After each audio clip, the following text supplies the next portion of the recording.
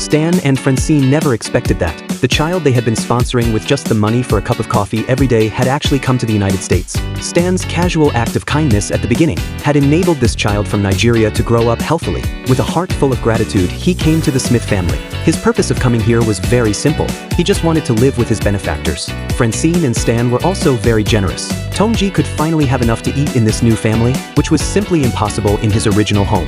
For this child whom she had never met before, Francine was eager to know why he had come to the United States. It turned out that a letter which they hadn't really paid much attention to originally had given Tongji great encouragement. Stan was very curious about what Francine had written in the letter. Dear Tongji, we think about you every day. And Francine was also surprised. She had originally thought that Tongji might not live past the age of 10. Since it was she who had taken the initiative to send the invitation, Francine felt embarrassed to directly send Tongji away. She could only politely ask Tongji how long he planned to stay here. Yes, I will stay forever. For a child from a slum, the living conditions of the Smith family were really superior. The swimming pool was so clean that there were no parasites in it, and Tongji was extremely happy. He became even more convinced that his choice of coming here was right. However, for this child who was full of gratitude and curious about everything, Stan thought that having him stay at home would cause a lot of trouble, and Francine shared the same thought. So, the two of them began to figure out how to send Tongji away. In order to send Tongji away, Stan and Francine took him to the mall.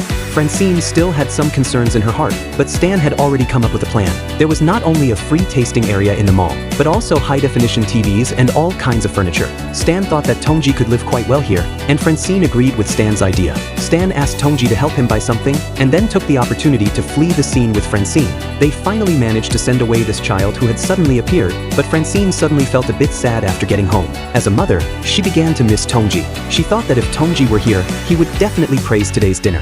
Francine suddenly missed this child who was always full of gratitude and was positive and optimistic. Stan also felt the same way. After all, Tongji had come to the United States because of the two of them. The two of them quickly reached an agreement and decided to bring Tongji back. At the very last moment before the mall was about to close, Stan and Francine finally arrived. For that child who was like the sunshine from Nigeria, Stan broke into the mall. In the dimly lit warehouse, they finally found Tongji, who was holding a tire. The family of three was finally reunited. On the way home, Stan apologized to Tongji, but Tongji didn't care about Stan and Francine's previous behavior. He said that he never wanted to leave here. Hearing Tongji say this, Stan and Francine didn't hesitate to jump out of the car and run away. They finally got rid of Tongji again.